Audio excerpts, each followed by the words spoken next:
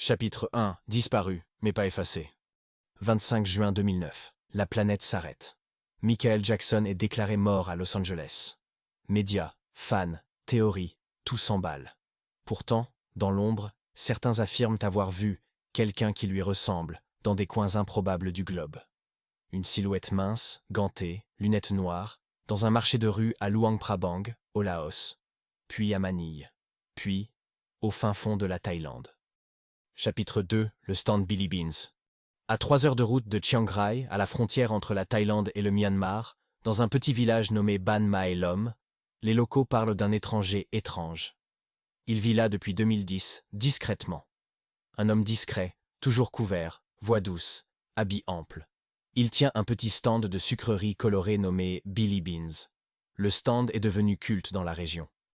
On y vend des sucettes en forme de lune, des bonbons fourrés au caramel chantilly, une friandise nommée Smooth Criminal, chocolat pimenté au sel, et surtout une friandise unique, le Moon Pop, un chewing-gum effervescent qui crépite en bouche.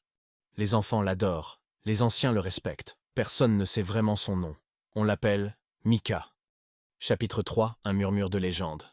Un jour, une jeune touriste américaine remarque une chose étrange. Mika fredonne, en préparant les bonbons, une chanson, pas n'importe laquelle, Human Nature, voix identique à l'original. Elle filme discrètement. La vidéo devient virale sur Reddit. Les commentaires explosent. C'est MJ à 100%, je reconnais ce vibrato. La main gauche, toujours gantée.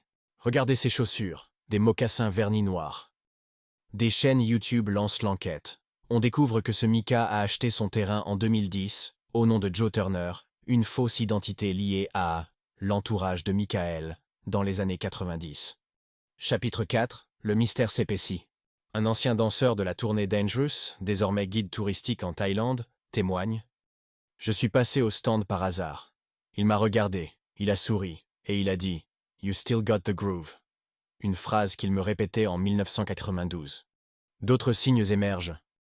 Un carnet trouvé dans une brocante voisine avec les paroles inédites d'une chanson intitulée « Sugar Child », signée MJ. Des photos floues d'un homme dansant seul dans la forêt, entre des lucioles, sous la lune. Un perroquet apprivoisé qui crie parfois « Chamon ». Chapitre 5. Le choix de l'ombre. Une nuit, un journaliste français tente de l'interviewer. L'homme ne nie pas. Il dit seulement « Parfois, la scène devient une cage. Le silence, lui. Il vous rend libre. Et les enfants n'ont pas besoin de stars. Juste de douceur. » Puis, il tend une sucette à la fraise au journaliste. Un clin d'œil. Il disparaît dans l'arrière du stand. Le lendemain, Billy Beans est fermé. Plus personne ne reverra Mika. Épilogue. Et si les habitants de Ban Mae Lom parlent encore de lui comme d'un homme ombre, bienveillant et étrange. Sur un mur du stand, on trouve encore un tag effacé. Don't stop till you get enough peace.